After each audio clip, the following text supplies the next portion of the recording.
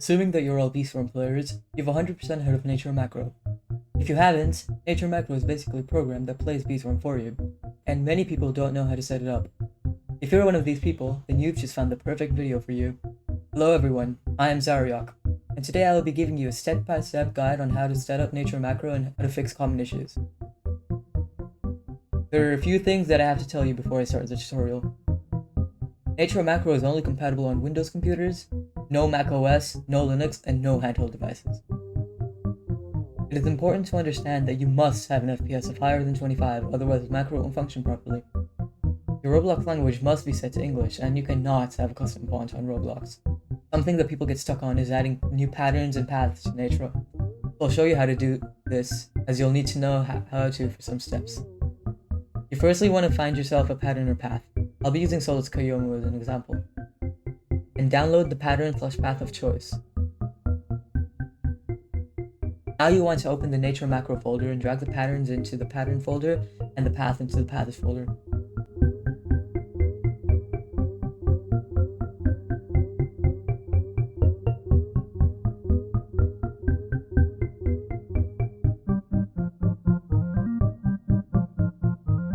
Now if you press F3, it allows to reload Natro since it recognizes a pattern/path change.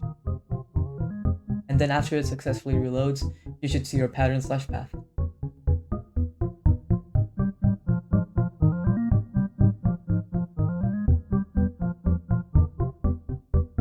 Those were all the important things. Now on to the actual guide. 1. Downloading Natro Macro. Download Natro Macro. You can either find their page on GitHub or you can join the Discord server mentioned previously. The link to the GitHub page and the server will be in the description. While downloading Natro, there's a possibility that it gets detected as a virus, and I can assure you that it isn't a virus. To fix this, you have to either go into your browser settings and enable allow malicious files for this one time, or you can disable your antivirus. Afterwards, extract it, and then open start.bat.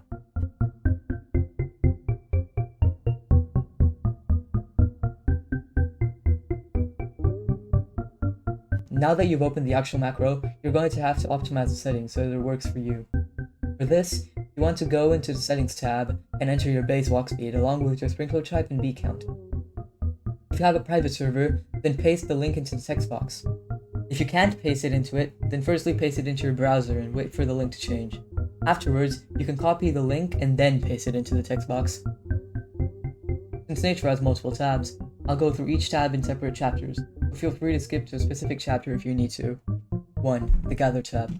The Gather tab is different for everyone due to everyone being a different hive color, so I'll cover all 5 hive colors in this segment. 1. Blue hive. For blue, the current best settings are the patterns Solus, Kiyomu, and Pine Tree. The rest of the settings such as shift lock, sprinkler size, etc. are listed on the Solus Kiyomu thread in the forum channel named Macro Patterns in discord.gg/natromacro. 2. Red hive. For red, there isn't really a specific field you want to macro on to make honey due to red only macroing for materials and nectar. So the best settings are actually the field strawberry using the pattern xrow, a pattern solely made to collect strawberries. 3. White hive. For white, the situation isn't much different from reds, but instead of strawberry, you can also macro in sunflower with the pattern elol. 4. Mixed hive. Mixed is a weird story. Mixed enters the early game territory, where you have to focus on quests mainly, so there isn't really a specific pattern to use. You just want to macro in the fields that you want to collect pollen from, or sunflower for leaf tip. You can also macro in fields to collect fruits. Strawberry for strawberries, pine tree for blueberries, pineapple patch for pineapples, and sunflower for sunflower seeds. 5. Early blue. Early blue, another early game composition, uses bubbles and frosties. So obviously you're going to be macroing in pine tree with the same settings as blue. 3. The collect tab. Collect tab has 2 sub-tabs, the main collect tab and the kill tab. So I'll cover the collect tab first. Here, you can enable certain dispensers and all sorts of those things for your macro to collect. You generally just want to enable the glue dispenser and the wolf block, as any other one isn't really helpful. Although, when Beesmas comes around, make sure to enable Riley Bee's candles, Mother Bear's gingerbread house, and Honest Lit art, as those provide you with materials. The kill tab is a place where you can enable bugs and bosses for your macro to kill. The main ones you definitely want to have on are the king beetle and the tunnel bear, with baby love. Here's the annoying part. You have to find out your monster respawn time debuff and put it into the tab, otherwise the macro will break and go kill them too early/late. If you're in early game, you'd 100% want to enable bug running, as you want as many materials as possible in early game. 4. The Quest tab. This tab is self-explanatory. Enable quest givers and the macro does the requests for you. However, where it says quest gather limit, some people get confused. Clarify things. Value enter in there is how long you allow the macro to gather in the field for the quest it's doing. That was all about the quest tab. 5. The boost tab. This tab allows you to use any item at a specified time. An example would be blue extracts in slot 2 every 10 minutes at gather start, or enzymes at slot 3. You can mess around with these settings and see what fits you the best. There's also a feature built into Natro called Auto Field Boost, AFB for short. And you can basically keep your X3 or X4 field boost using this feature. Keep in mind that this absolutely burns through your dice and glitter, so you'll need a lot of them. 6. This next tab is the hardest to set up out of all of them. It's called the status tab. On first glance, it doesn't seem like much, but in this tab you can enable a feature where your macro reports what it's currently doing in a specified Discord channel you linked it to. This feature is a separate feature which isn't much different. The only difference is that you can control your macro through that Discord channel. Now, I did say that it isn't a big difference. However, this feature, which is named Remote Control, is very much worth setting up. I'll guide you through the setup process. Firstly, you want to click Discord integrations. Then click on the Discord logo on the tab that pops up. Now you can see everything that you have to get. The bot token, report channel ID, status channel ID, user ID, etc. 3. To start off, go to Discord Developer Portal, a website, and create a new application. In this application, you can customize it however you want, but make sure to go in the bot section on the left and scroll down and check the administrator box. Now copy the bot token link and save it.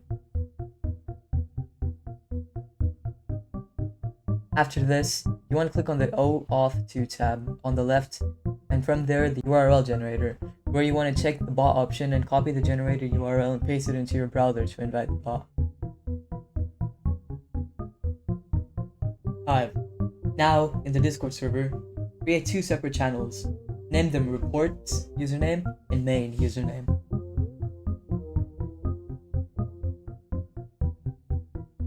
Firstly, go to Settings on your Discord and then go to the Advanced section to enable the Developer Mode option. Now you can right-click the Reports channel and copy the channel ID. Paste it into the settings in Natro Macro where it asks for the report channel ID.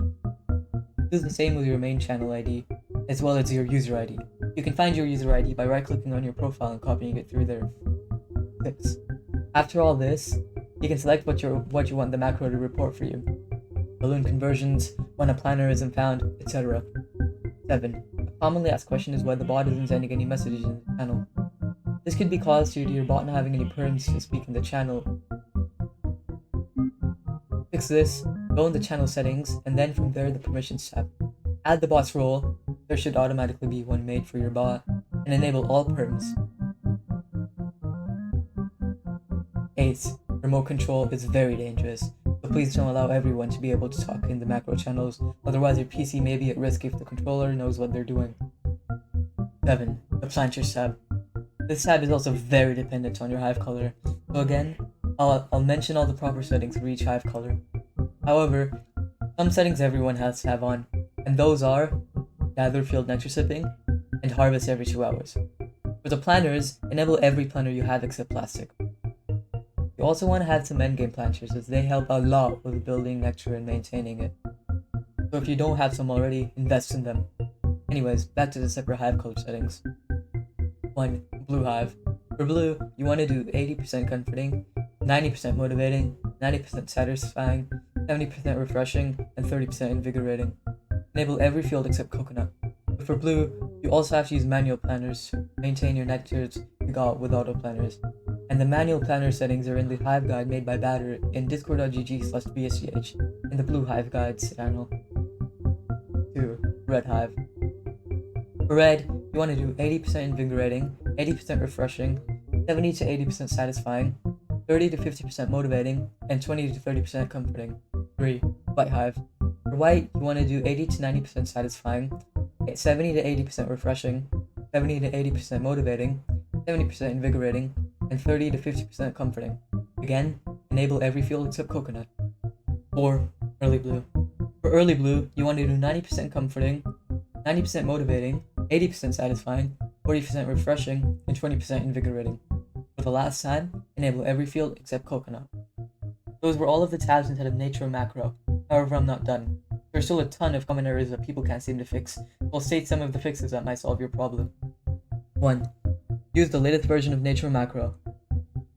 2.